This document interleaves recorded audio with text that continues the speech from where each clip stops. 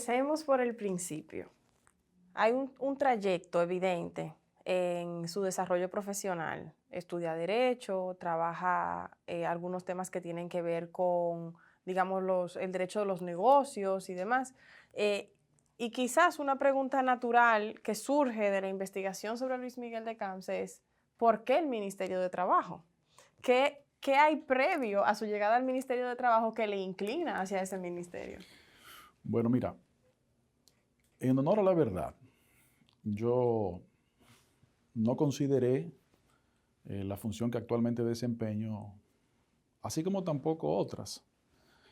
Cuando comenzamos las conversaciones como presidente del Partido Revolucionario Socialdemócrata, en ese momento con el candidato o precandidato todavía del PRM, Luis Abinader, fuimos conversando y en las conversaciones no hubo nunca un compromiso de tal posición o una petición o un requerimiento, no, eso no se produjo. Lo que nosotros nos convenció, además de la realidad nacional, el llamado de cambio que el país efectuó en las urnas, finalmente, a mí particularmente me llamó poderosísimamente la atención en una conversación que sostuvimos él y yo, donde me señala que él quería, y creo que lo está trabajando y lo estamos ayudando a que así sea, que su legado sea el fortalecimiento institucional de nuestro país. Te confieso que eso a mí me importó mucho porque, por mi formación jurídica, por mi formación política, yo sé que esa es la base fundamental para poder encarrilarnos hacia un desarrollo. Entonces, producidas las elecciones, lograda la victoria electoral, no tenía ninguna posición particular, ni mucho menos.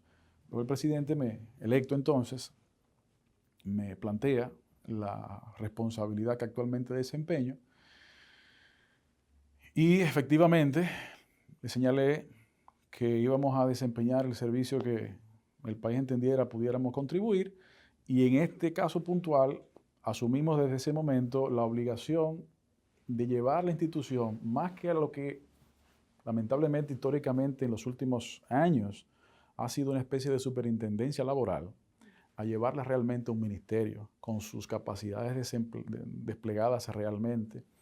¿Cuál Sí. sería esa diferencia? ¿Cuál sería esa distinción de ese ejercicio de facto, digamos, de superintendencia de trabajo a un ministerio de trabajo en su total amplitud? Bueno, si tú preguntas, si la gente, tú le cuestionas sobre qué es lo que hace el Ministerio de Trabajo, probablemente la gran mayoría de la población lo que te va a decir es, bueno, ahí es que se revisan los salarios, ahí que se discuten las diferencias y ahí que se buscan los cálculos de prestaciones laborales. Sí, todo eso es verdad, pero no es solamente eso. ¿Cuáles son las otras cosas que la gente no ha tenido la oportunidad de conocer de la institución? Y no es culpa de la gente, es que por alguna razón no se ha podido desarrollar. Bueno, situaciones como la siguiente. Existe la Dirección General de Higiene y Seguridad Industrial del Ministerio de Trabajo, cuya función es supervisar a las empresas para que los niveles de riesgos laborales se reduzcan. Y ahora, con una pandemia mundial, el tema COVID pues, es un componente adicional. Existe un área dedicada especialmente a la lucha para la erradicación del trabajo infantil y en sus peores formas. Pero existe otra dirección también que se llama la Dirección de Igualdad de Oportunidades y No Discriminación, que incluye obviamente todo lo que es igualdad de oportunidades en todo el sentido de la palabra. Y una de las áreas también que más importa siempre y ahora como nunca tal vez es la Dirección General de Empleo, que es la que se encarga de conseguirle trabajo a los dominicanos y las dominicanas que buscan trabajo, conseguirle trabajadores, empleados a las empresas que muestran vacantes, es decir, ser el interconector en el mercado laboral, así como también poder ver cuáles son las necesidades del mercado laboral inmediatas, en el mediano y en el largo plazo, para poder servir de pivote y decirle al Infotep, al Ministerio de Educación Superior, Ciencia y Tecnología y a todas las instituciones públicas y privadas dedicadas a la educación, decirle, miren, en 2 años el mercado va a estar requiriendo este tipo de capacidad en los trabajadores, tenemos que comenzar a formarlos más, o en 4, en 8, o en 10, o en 15 años. Eso es parte también de la labor. Y obviamente, otra parte que no se ve tan constantemente es que el Ministerio de Trabajo preside el Consejo Nacional de la Seguridad Social. Entonces, más que un Ministerio de Trabajo, lo que queremos lograr es un Ministerio de Empleo, Trabajo, Protección y Seguridad Social. Con esa visión, pues hemos asumido esta responsabilidad y creo que comienza a verse algunas cosas, con la ayuda obviamente de la población. Y tengo que destacar, por ser el Ministerio de Trabajo un espacio en donde las decisiones deben estar idealmente embarnizadas del consenso tripartito, eso hace que las iniciativas pueden ser un poco más lentas, que se concreticen, pero cuando se concretizan, si se logra esos consensos, pues no solamente tiene la legalidad, sino tan importante como eso, la legitimidad política y social, que como siempre es importante ahora mucho más. Entonces, hemos ido trabajando en esa dirección y creo que los actores del tripartismo, tanto trabajadores como empleadores, han estado a la altura de las circunstancias en la búsqueda y construcción de estos consensos. Yo quiero que hablemos de los consensos, el tiempo que ha demorado llegar a ellos, los intereses que hemos tenido que enfrentar y también el tema del momento, el alza salarial. Dicho eso, habiendo enumerado los pilares de las direcciones generales del Ministerio de Trabajo, me gustaría que repasáramos las prioridades en cada una de ellas. Por ejemplo, ahora en pandemia, el tema de salud, de la Dirección de Salud y los riesgos sanitarios y demás. En primer lugar, ¿cuál sería la prioridad de esa Dirección General de Salud en el Ministerio de Trabajo en La esta Dirección gestión? General de Higiene y Seguridad Industrial tiene como misión principal, como decía, establecer los mecanismos para que los riesgos laborales se reduzcan o se eliminen. Por eso hay guías en diferentes áreas. No es igual de riesgoso un trabajo, por ejemplo, de oficina que un trabajo en la minería, por ejemplo, o en la construcción. Dicho sea de paso, en esa dirección estamos rehaciendo las guías y manuales de seguridad e higiene en el trabajo por sectores. Comenzamos por la minería y seguimos también atendiendo otras. Ese es algo que queremos ver si concluimos este mismo año, Dios mediante, al menos en las áreas más riesgosas, en las labores más riesgosas, y con eso ayudar a que los trabajadores puedan tener mejores espacios, pero no como una institución que busca usar el garrote contra todos los actores, no, ayudando a los empleadores de que puedan ajustarse. Y cuando la ayuda esté y tengan ellos, los empleadores, la posibilidad de usarla, pues entonces luego hacer el proceso de supervisión. Si en ese entonces ya no ha habido ajustes, pues las condiciones tendrán que cumplirse, ¿no? ¿Y cuáles son los principales desafíos que han encontrado en cuanto al trabajo infantil?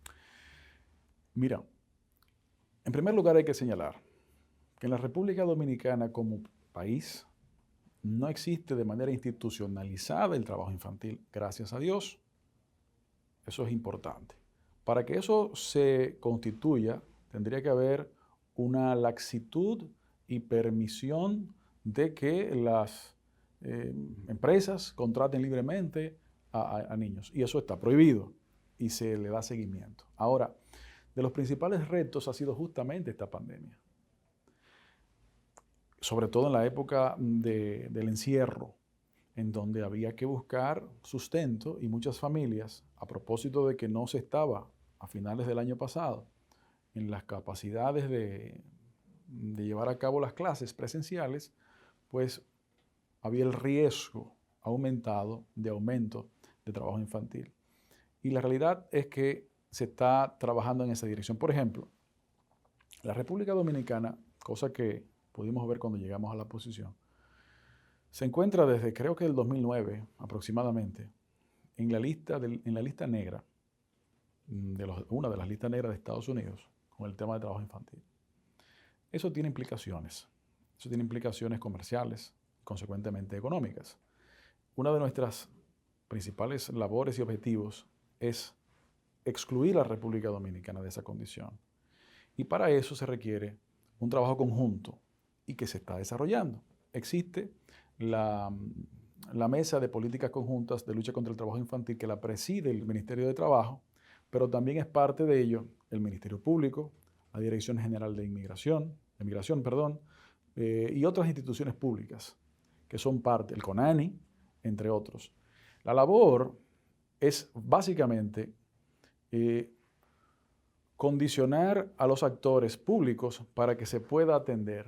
Se recibe una denuncia o se supervise y aparece una situación de evento de trabajo infantil, obviamente retirar inmediatamente a ese niño o niña de esa labor y poder entonces llevarlo a sus clases y el seguimiento necesario, sobre todo con la sensibilización.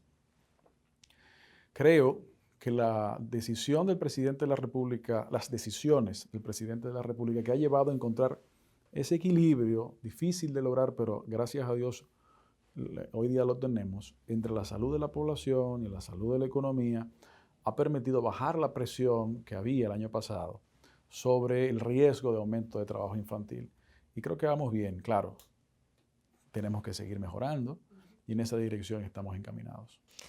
Sobre el tema de la igualdad, que mencionaba como otro de los pilares, me gustaría saber naturalmente la prioridad y todo eso, pero hay dos poblaciones que se encuentran en un riesgo marcado, y lo dicen las estadísticas y los estudios de organismos internacionales. Uno es la mujer, que con la brecha salarial, que el PNUD ha documentado de manera exhaustiva, incluso con cifras locales, el tema del acoso, el tema del acceso a trabajo y también las escasas condiciones para la maternidad que se dan en algunos espacios de trabajo, requiere, digamos, que un refuerzo o un respaldo especial por parte del Ministerio de Trabajo. Entonces, en cuanto a la mujer, ¿qué propone la actual gestión del Ministerio de Trabajo y qué tiene en marcha? Muy bien. En cuanto a la mujer, como señalas, tenemos que lograr la igualdad de salario, de ingresos, por igualdad de trabajo, realizado esta por mujeres o por hombres, que no existe esa brecha, que lamentablemente es una realidad todavía hoy, aunque se haya reducido un poco, todavía existe. Agregando a ese mismo punto, los efectos de la pandemia, quienes más lo han sufrido, han sido justamente las mujeres. Ha habido una importante cantidad de mujeres que han desertado el trabajo por ser históricamente quienes han asumido la responsabilidad principal del cuidado familiar. Y entonces la pandemia tuvo ese efecto. Entonces, algunos avances que tal vez se habían logrado, pues en algunos aspectos ahora hay que reforzarlo para evitar que se retrotraiga. Eso, combinado, por ejemplo, con lo que debe ser la adopción del convenio 190 de la OIT sobre acoso en el trabajo, así como la aplicación del 189 de la OIT sobre trabajo digno para las trabajadoras domésticas. Todo eso está dentro de ese plan. Como señalabas hace un momento sobre las condiciones en el lugar de trabajo, por ejemplo, para el tema de lactancia. Justamente en estos días estamos firmando un acuerdo con el Ministerio de Salud para potenciar la necesidad y la aplicación de la disponibilidad de espacios para lactancia en los trabajos, así como también junto con el Ministerio de Educación y la INAIPI para aumentar los espacios de guarderías. Todo eso es lo que puede crear condiciones similares que produzcan como resultado posible la igualdad de oportunidades y no discriminación. Ahora que usted menciona eso, hay un tema que parecería ser favorable solo para los hombres, pero también favorece a las mujeres, que es el tema de la ampliación de la licencia de paternidad, Claro. que se encuentra de hecho debatiéndose en las comisiones de las cámaras legislativas. En años recientes, creo que 2018-2019, se amplió por disposición de la OIT, pero sigue siendo una licencia insuficiente. Así es. ¿Qué plantea el Ministerio de Trabajo sobre ese tema? Mire, ese tema, nosotros entendemos que tenemos que ampliar la licencia de paternidad considerablemente, pero considerablemente. Ahora, ¿qué pasa? Que esa ampliación, idealmente, debe ser parte de la conversación, de la construcción de este pacto social de la República Dominicana que estamos en proceso de construir, que significa una revisión del Código de Trabajo y una revisión concomitante al mismo tiempo de la Ley de Seguridad Social. Porque efectivamente no es a favor del hombre o la mujer, simplemente es a favor de la familia, a favor de la criatura, a favor del desarrollo social, que es muy importante recordar que es uno de los principales objetivos del gobierno del presidente Abinader. No es simplemente crecimiento, claro que sí, tenemos que producir crecimiento económico, pero el crecimiento económico sin desarrollo humano no es suficiente. Tenemos que producir las dos cosas, crecimiento económico y desarrollo humano.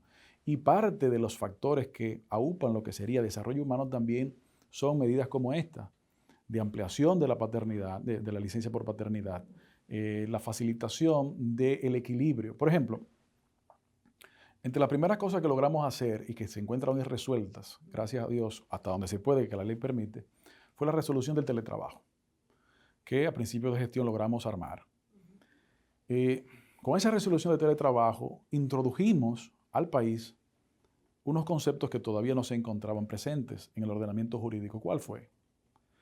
Que el objetivo de esta resolución, así como de las ejecutorias del ministerio, deben ser que el trabajador y el empleador sepan que se debe encontrar el equilibrio entre la vida familiar y la vida laboral, que en pandemia y con teletrabajo se complica generalmente aún más porque el espacio de trabajo y el espacio de convivencia familiar es generalmente el mismo. Entonces, con ese mismo objetivo general de encontrar el equilibrio, es que tenemos que dar todos los pasos, porque usted me dirá, bueno, si no existiera pandemia, si los niveles de teletrabajo regresaran a lo que era antes, que entendemos que no va a ser así porque es una realidad que seguirá ampliándose, y ya eso no fuera necesario. No, sigue siendo necesario porque fíjese cómo esto va atado también a la salud y seguridad en el trabajo en cuanto a la salud mental. Es decir, todo está interrelacionado. Es precisamente por eso, entre otras cosas, que el Ministerio de Trabajo preside el Consejo Nacional de la Seguridad Social, porque es la fuente de financiamiento del sistema de seguridad social, pero también es la principal fuente de protección hacia quién debe ir dirigido esta protección. Yo creo que por su naturaleza el teletrabajo tiene dos desafíos, uno en cada dirección. El primero es la regulación de los horarios, de la no permanente disponibilidad del tiempo del trabajador. El derecho a la desconexión. Correcto. Y en segundo lugar, digamos que desde la otra perspectiva, el rendimiento o que en efecto se cumpla el tiempo de conexión. ¿Qué propone ese nuevo proyecto del Ministerio de Trabajo para darle esas dos garantías a los dos sectores involucrados? Mira, sin lugar a duda es un desafío importante y le agrego otro, el tema de la supervisión, de cómo se cumple. Porque el Ministerio de Trabajo tiene la capacidad de supervisar a través de los inspectores el lugar de trabajo. Pero si el lugar de trabajo es una residencia familiar, no puede supervisarla sin la autorización del propietario o el residente, porque están los derechos fundamentales a la privacidad. Así como está eso, también están las dificultades de supervisión del propio empleador con el trabajador. Una de las cosas que introdujimos en esa resolución fue la prohibición expresa de establecer mecanismos de audiovigilancia, video y audiovigilancia del empleador hacia los trabajadores para proteger el derecho a la privacidad, justamente. Existen otros mecanismos que no infringen ese derecho a la privacidad tan importante siempre y cada vez más, a propósito de lo que sale por la prensa estadounidense recientemente. Sí, de Pegasus. Exacto. Cada vez más. Existen otros mecanismos para medir la productividad. Y eso que señala Carolina, es muy importante también verlo porque eso nos muestra cómo las relaciones existentes entre trabajadores y empleadores ha ido variando y mutando. No es lo mismo una relación de trabajadores y empleadores hoy, en pleno 2021, 2022, hace ni siquiera 20 años, mucho menos 40 años. Cuando el Código de Trabajo se introdujo, no existía prácticamente el Internet. No existía prácticamente el Internet en el 92. Entonces, la realidad de las relaciones ha variado. Antes, bajo los criterios sobre los cuales se construyeron los códigos de trabajo, usted tenía una empresa y cientos o miles de trabajadores alrededor de esta. Hoy, con las comunicaciones y las plataformas digitales, usted tiene cientos de empleadores y cientos de miles de trabajadores que todavía nuestro código no lo contempla, no los identifica y actualmente se encuentran invisibilizados. Tenemos que buscar mecanismos de protección, sobre todo a quienes usamos o usan esas plataformas porque necesitamos proteger a los más jóvenes también en el trabajo. Hacía una referencia hace unos minutos de la posibilidad de reforma del código y ha reiterado que le parece un código que no está, digamos, a la altura de los nuevos tiempos. Entonces, ¿cuáles serían las principales reformas que apoyaría el Ministerio de Trabajo bajo la gestión suya del Código de Trabajo? Mira, lo primero es que es un gran código. 30 años prácticamente, con muy pocas variaciones, demuestra que fue muy bien concebido y resuelto. Número uno. Número dos, existen conquistas de derechos que no pueden eliminarse y que hay que preservar. Número tres, la revisión del código no puede ser hecha de manera aislada. Tiene que hacerse con abordaje al mismo tiempo de la Ley de Seguridad Social. ¿Por qué? Porque una depende de la otra depende de una. Lo que sucede es que ha habido un desfase, 9 años de diferencia entre la adopción de una ley y la otra. Y es parte de la razón por la cual las motivaciones o los esfuerzos de revisión del código en los últimos 10 años no han podido concluirse porque se abordó de manera aislada. Con este abordaje que el presidente ha señalado del pacto social integral, debemos tener mejoras. Y obviamente la sociedad debe ser parte de esa conversación y de esa discusión. ¿Cuáles mejoras entendemos nosotros que debemos incluir tanto en una cosa como en la otra? Situaciones como la siguiente. El trabajador autónomo hoy se encuentra desprotegido, bajo el argumento de que son contratos de servicio. Bueno, hay que ver si son todos contratos de servicio. Hay muchos que no son contratos de servicio, sino que son trabajos. Existe una relación de dependencia. Entonces, hay que mejorar esas definiciones e incluir a un segmento importante de los trabajadores autónomos para que estén protegidos por la ley, pero también tengan protección social de la seguridad social, puedan capitalizar, puedan contribuir a la seguridad social y recibir los servicios en consecuencia. Eso por un lado. Por otro lado, atando esto con el tema de seguridad social, el artículo 50 de la Ley de Seguridad Social, 8701, establece la creación de un fondo de seguro de desempleo. Fondo que solamente está en la ley, pero no existe en la realidad. ¿Por qué? Precisamente por esta desconexión. Tenemos que formar este fondo de seguro de desempleo, pero no para que se fomente el desempleo. ¿Eliminaría la cesantía? No, eso no se puede eliminar, imposible. Es la posición del gobierno que eso no puede eliminarse. Ok, entonces, Ahora, porque se ha hablado de un seguro de desempleo como un sustituto de la cesantía. No puede ser un sustituto de la cesantía, debe ser tal vez un complemento. Un complemento sí, pero no lo puede sustituir. En donde, si hubiese existido ese fondo, probablemente el programa FASE no hubiese sido necesario, tal vez. Pero muy importante lo siguiente. La construcción y realización en lo concreto de ese fondo de seguro de desempleo no puede ser visto como un mecanismo simplemente de ayuda. No. Tiene que ser de ayuda para la empleabilidad.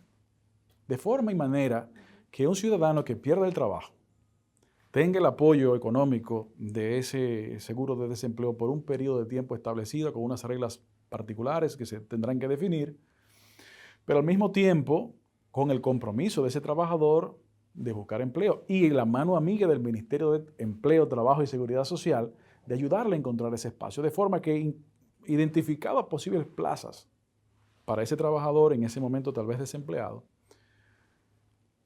se le indique, mira, aquí está un empleo para ti, tómalo. Si el individuo se niega, pues entonces no se justifica que siga teniendo ese apoyo económico porque ahí está el empleo. Es fomentar la empleabilidad, el desarrollo personal, pero económico también de la nación. Esas conexiones hoy no existen. Esas conexiones tenemos que construirlas. Por eso, parcialmente menciono esos casos, hay otros más, claro. Por eso la construcción de este pacto social. Y entendemos que este es el momento. En las crisis, obviamente, los problemas son mayores, pero el liderazgo político responsable tiene la obligación de, dentro de las crisis, identificar las posibles oportunidades de mejora. Y si algo nos ha demostrado esta crisis, es que existen oportunidades de mejora tanto en el Código de Trabajo como en la Ley de Seguridad Social. Llegamos a todos estos temas, digamos que como un gran paréntesis dentro del tema de la igualdad, que era lo que hablábamos en esa secuencia de direcciones generales del Ministerio de Trabajo. Y quizás un punto de conexión entre esa pregunta sobre la reforma del Código Laboral y el tema de la igualdad es el tema de las personas que trabajan en el servicio doméstico. Digo que es un punto de conexión porque según las estadísticas estatales, la mayor parte de las personas que trabajan en el servicio doméstico son mujeres. Entonces, en el Código de Trabajo actual hay una muy precaria regulación de ese tipo de trabajo y los derechos de esas personas no se encuentran debidamente protegidos por la ley. ¿Qué propone el Ministerio de Trabajo para mejorar su situación? Es así. Tenemos que establecer mecanismos de mejores y más protecciones a todos los trabajadores y en caso particular a los trabajadores domésticos o como señala correctamente, en mayoría las trabajadoras domésticas. La República Dominicana no hace mucho tiempo firmó lo que es el Convenio 189, y mediante esa firma y ratificación el país se obligó a buscar los mecanismos para mejorar las condiciones de trabajo de las trabajadoras domésticas. Eso nos va a empujar en una buena dirección como sociedad a transformarnos, y esto es importante. No se trata simplemente de una transformación legal, de que una ley dice esto y cambiarlo porque diga aquello. No, no, no. Sí, eso es parte. Pero eso va acompañado de una transformación de la cotidianidad de una buena parte de la población, con sus niveles de complejidad. Porque, por ejemplo, si se establece un salario sectorial para los trabajadores domésticos, que se pudiera establecer, estaríamos en la siguiente situación. Usted tendría trabajadoras domésticas que pudieran beneficiarse teóricamente de ese salario mínimo, pero en muchos casos trabajadoras domésticas a su vez contratan personas para que pueda ayudarles a cuidar a sus familias que dejan en sus casas. ¿Pudieran entonces ese segundo nivel de trabajadoras domésticas beneficiarse de ese nivel salarial? Eso es uno de los grandes retos. Pero claro, las oportunidades son, estas trabajadoras tendrían protección social a través del régimen contributivo de la Seguridad Social, en donde ya no solamente es el subsidiado, aunque ha mejorado, el contributivo generalmente brinda mejores posibilidades.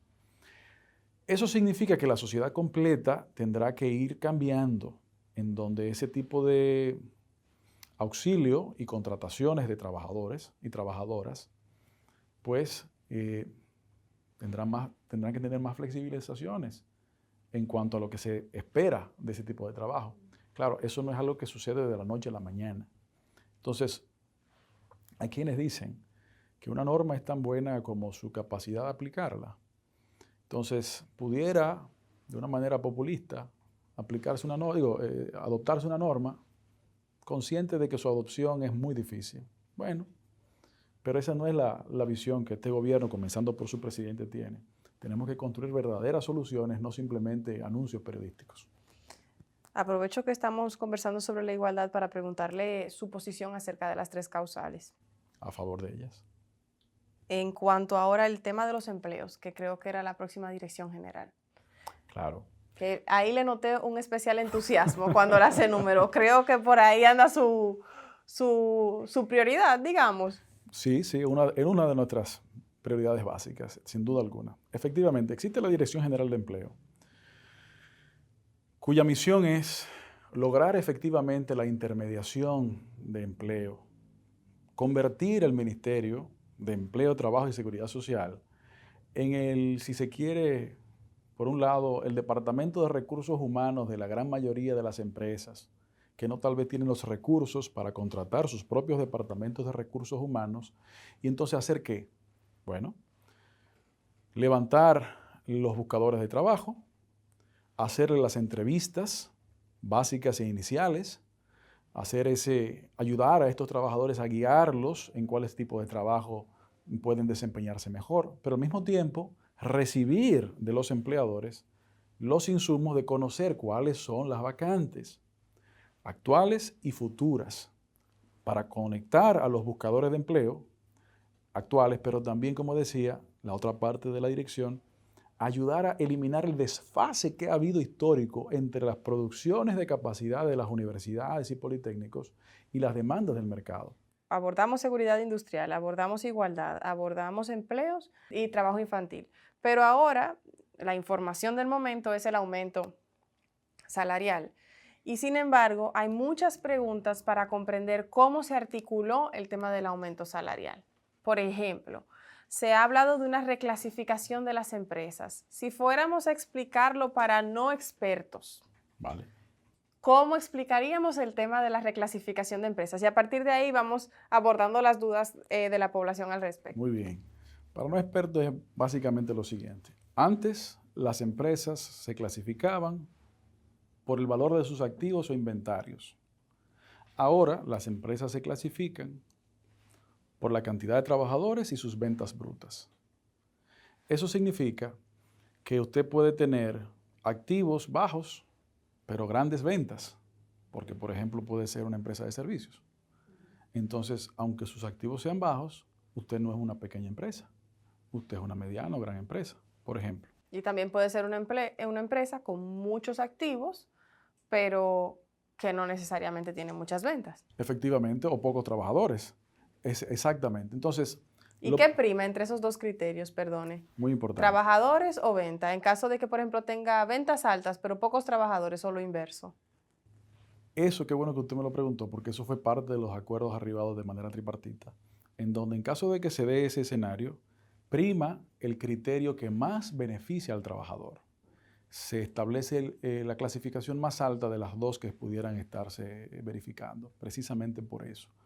Porque lo que se ha tratado de hacer, primero, es darle cumplimiento a un mandato de dos leyes, una de 2008 y otra de 2017, comenzando por ahí, a propósito de la institucionalidad que hablaba al principio. Segundo, tratar de ser más transparentes con la realidad del tejido laboral y el tejido empleador, en donde vaya más acorde. La parte más positiva también de esto es que nos debe permitir en el futuro, en las futuras, como sociedad, en las futuras revisiones salariales, mejorar los salarios no simplemente respecto al tema de la inflación, sino también tomando en cuenta la productividad, en donde el trabajador pueda ser parte, aunque sea una poca parte, pero parte de la productividad de la empresa. Eso entendemos beneficiaría a la empresa, obviamente al trabajador, pero sobre todo a la sociedad, porque habría una conexión fundamental más cercana entre los trabajadores y sus empleadores.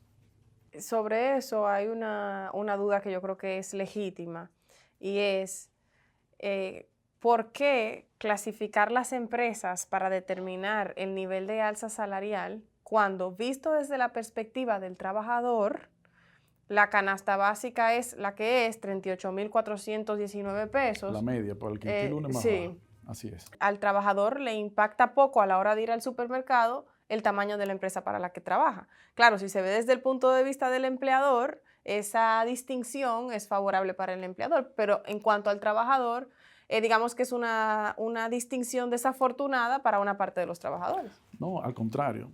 Te voy a explicar por qué.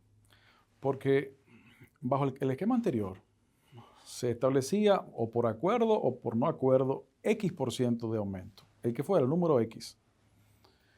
Y ese número era igual para las grandes, para las pequeñas y para las medianas. ¿Qué sucedía? Sucedía que las pequeñas, con algo de razón, tal vez argumentaban, no tenemos la capacidad económica para asumir un porcentaje de aumento X. Es decir, las negociaciones se anclaban hacia la baja. Tanto medianos como grandes pudieran escudarse detrás de ese argumento que no deja de ser razonable. Ahora, con la diferenciación por escalas, se puede focalizar los aumentos de manera más focalizada, valga la redundancia, y específica, de forma que se pueda encontrar un equilibrio más justo entre mejora salarial para el trabajador, pero permitiendo que la empresa no desaparezca, aumentando la posibilidad de crear mayores plazas de empleo y aumentar entonces la empleabilidad. Entonces no es en esa dirección algo que le perjudica, sino algo que posibilita mejores aumentos por área. Ok, quiero que volvamos a eso en un minutito, pero esa explicación me despierta la pregunta de si las grandes empresas, sobre todo aquellas que son grandes contribuidores ante la DGI, cambian en su clasificación tributaria y por tanto contribuyen menos ahora que el criterio de clasificación de tamaño de empresa varía. No, la clasificación de tamaño de empresa para fines salariales es distinta y separada de la Perfecto. clasificación para otros fines. Entonces, sobre el tema del salario mínimo, se ha dicho de manera reiterada que se trató de alzar el salario en vista del aumento de la inflación. Dicho eso, por tanto, el salario real, no el nominal, permanece más o menos invariado. No, precisamente es eso. El salario real aumentó con este aumento. Los números de inflación están ahí, se publican, las fuentes oficiales están ahí. Y cuando usted ve por categoría, usted ve que ha habido un aumento mayor a la inflación acumulada, en todos los órdenes. En algunos casos el aumento es bastante mayor, en otros casos es algo mayor. ¿Cuál es ese rango, más o Bueno, menos? en cuanto a las microempresas, el aumento fue de un 11%. Eso significa 1 o 2% más allá de la inflación. En cuanto a las pequeñas empresas, el aumento fue de un 20%, 20 puntos y pico. En cuanto a las medianas empresas, el aumento fue de un 59%, muy por encima de la inflación. Y de las grandes empresas, el aumento fue de más de un 19%. Eso hace que el salario real del trabajador efectivamente mejore. Otra de las cosas que hay que mejorar, y atando esto con lo que hablábamos hace un momento, es el proceso y los elementos a tomar en cuenta al momento de la revisión salarial. El Código de Trabajo establece la revisión al menos cada 2 años, mínimo. Por lo tanto, es obligatorio. Pero muchas veces las conversaciones históricamente han sido muy subjetivas de uno u otro actor. Sí, la inflación es uno de los elementos, pero hay que tomar otros elementos, como mencionaba la productividad nacional, media al menos. Entonces, eso también es importante. Cuando usted hace así y dice, bueno, estos aumentos, ¿qué significa para la gente? Antes de la nueva resolución del Comité Nacional de Salarios, empresas grandes, supuestamente o realmente, contrataban al 48% de los trabajadores del país. Y estamos hablando del mercado formal. Con esta clasificación nueva, con estos nuevos criterios, las empresas grandes contratan al menos el 52% de los trabajadores del país. Con el esquema anterior, las medianas contrataban el 7%. Ahora contratan al menos el 15%. ¿Cómo eso redunda en beneficio de los trabajadores? Redunda en beneficio de los trabajadores, primero porque los salarios de la mayoría, de todos los trabajadores formales, aumentan mucho, tanto en porcentaje como en número real, 21,000 pesos, 19,250 pesos, etc. Eso es lo primero. Lo segundo, para futuros ejercicios, también, al haberse hecho esa distribución, permite enfocarse en cuáles son aquellas áreas o por tamaño de empresa y con los conceptos que hemos mencionado que permiten mejores salarios y acercarse más a un salario real mejorado. ¿Hacía cuántos años, si es que alguna vez lo hubo, que el salario mínimo se aproximaba tanto como hoy al costo de la canasta básica del primer quintil? Eso no sucedía en décadas. Bueno, ahora lo logramos. Y digo lo logramos no como Ministerio de Trabajo, como sociedad, porque el crédito hay que dárselo a quien el crédito lo tiene, que son principalmente los trabajadores y los empleadores. Y sin embargo, en un país donde, según la Oficina Nacional de Estadísticas, el número de familias monoparentales es casi incomparable con otros países de la región, que el mejor salario se compare y quede ligeramente por debajo con la menor canasta básica, sigue siendo un desafío para las familias dominicanas. Totalmente. Entonces, ¿hay un plan en este cuatrenio para equiparar, así sea el más alto con la canasta más básica, antes de que este gobierno termine? Claro, claro que sí. Es justamente eso lo que, qué bueno que lo pudiste captar, es justamente eso lo que este paso significa. Significa, Carolina, el principal objetivo de este gobierno es mejorar la vida de la gente. O sea, poniéndolo en una cápsula bien resumida. Y no se puede mejorar la vida de la gente si no mejora sus condiciones materiales. Y para mejorar sus condiciones materiales, entre otras cosas, hay que mejorar sus ingresos, la posibilidad de su poder adquisitivo, etc. Por ejemplo, probablemente en materia de agricultura, aunque no soy ministro de Agricultura, ni mucho menos, pero como ministro de este gobierno, Los planes del presidente de la República y los primeros pasos que ya se pueden ver es que en muchas áreas no solamente vamos a ser autosuficientes en la producción agrícola, sino que vamos a aumentar la capacidad de exportación. Es posible, uno de los planes que se ha anunciado desde presidencia, es que en 2 años y algo, seamos autosuficientes, por ejemplo, en la producción de ajo, por decirte un rubro. Un producto que el 80% del consumo nacional ha sido importado históricamente. Así como también otros, y ya el ministro de Agricultura hablará sobre eso. Eso en combinación, como he dicho, de la mejora salarial, de la mejora de las condiciones de competitividad al mismo tiempo, aunque parezca contradictorio, no lo es, podemos entonces mejorar la vida de la gente, haciendo énfasis necesariamente en los jóvenes y en las mujeres, porque eso es la gran mayoría del tejido social dominicano. Hablando del sector agrícola, ¿por qué se quedaron fuera del alza los salarios de los sectores sectorizados? Muy bien. Los sectores Sí, sectorizados, yo sé, una sí, yo redundancia. también entiendo eso, que son básicamente turismo, construcción y zonas francas, tienen vigente todavía hoy sus resoluciones anteriores. A fin de año estas vencen.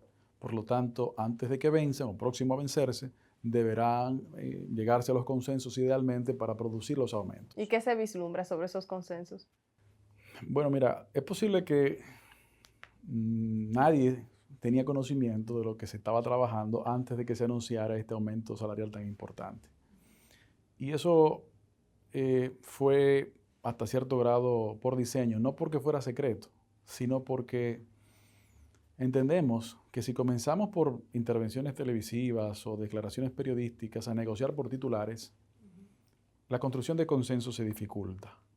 Las partes tienden a radicalizarse y entonces eso hace que no haya un ambiente necesario para lo mejor del país. En esa dirección no puedo adelantar que se vislumbra, porque las posiciones de las partes todavía tienen que presentarse y nosotros tratar, en el marco del comité de salario, construir entonces las posibilidades de consenso, conscientes de las realidades de cada uno de esos sectores sectorizados. Sectorizados.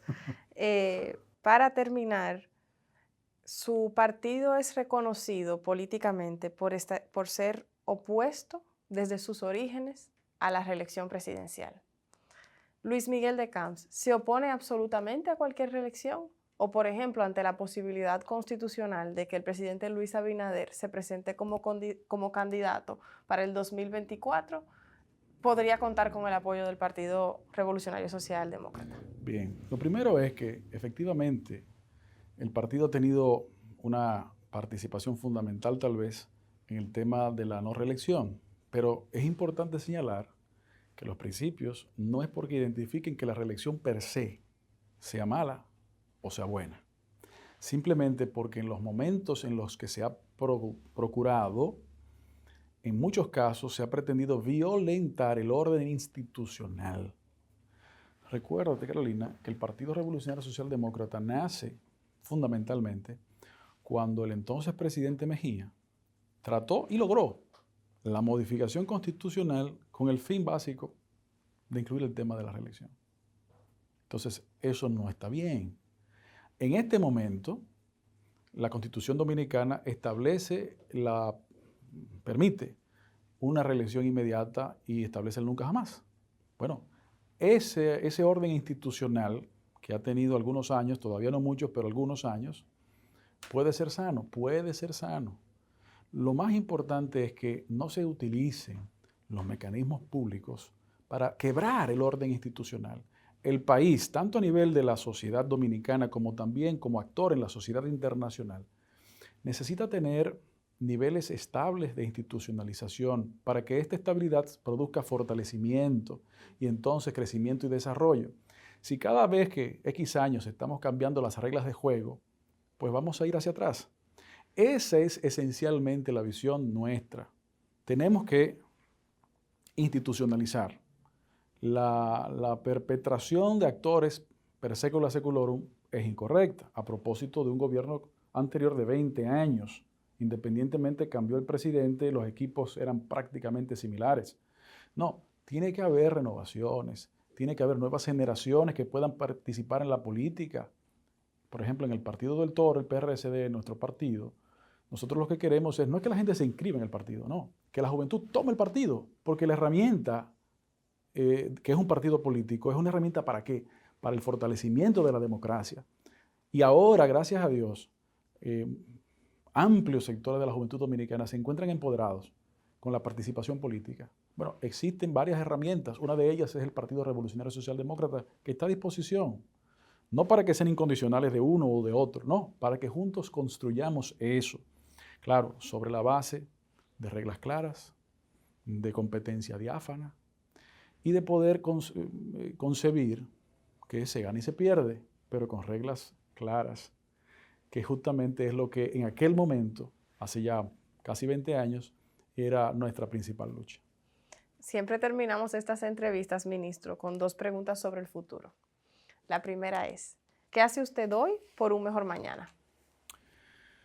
Lo que yo trato de hacer por un mejor mañana, creo lograrlo a veces, es poner de mi tiempo, de mis mejores esfuerzos, de la franqueza, sinceridad de las intenciones, los elementos necesarios para la construcción de ese mejor mañana. En este momento tengo bajo mi responsabilidad la conducción de una institución pública que por cierto, es mi debut en el servicio público, a pesar de que desde que tengo uso de memoria estoy en la política, para construir esos consensos que permitan mejores reglas, mejores condiciones para los trabajadores, mejores condiciones para el desarrollo económico también. Y en eso estoy concentrado en este momento. Pero más allá de la función pública puntual que estamos desempeñando en el momento, la motivación fundamental por la que he decidido dedicar mi vida también a la actividad política es porque, como decía al principio, es una obligación cívica el servir en la política. A veces uno lo que tiene que hacer es llevar y traer una cosa. Bueno, así uno sirve también. A veces tiene que asumir posiciones, así uno sirve también. Pero sobre todo con la transparencia.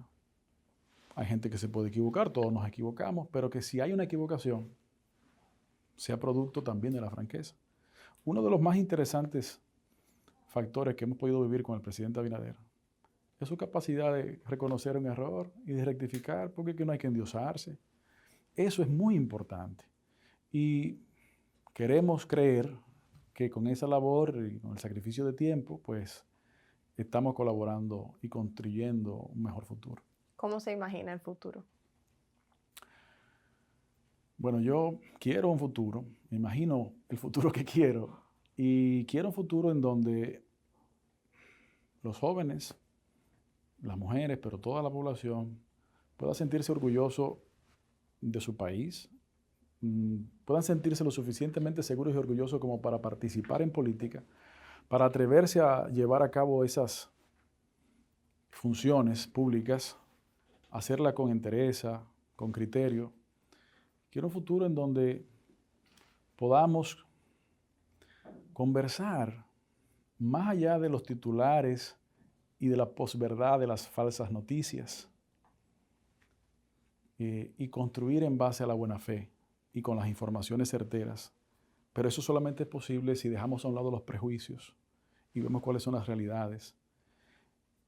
Y poder construir en base a la empatía, porque puede ser que yo tenga una visión y usted tenga otra, y ninguno de los dos tengamos la verdad absoluta, pero seguramente podemos construir una verdad mejor o una mejor verdad si echamos a un lado esos prejuicios.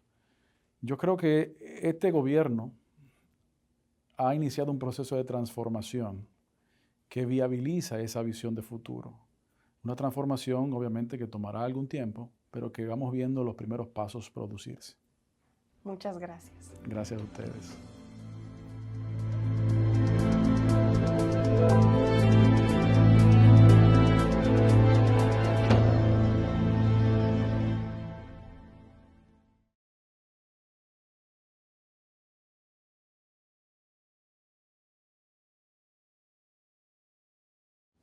Si quieres mejorar tu educación financiera, las cápsulas educativas que ha preparado nuestro equipo y el Banreservas son para ti. Espéralas pronto en este canal.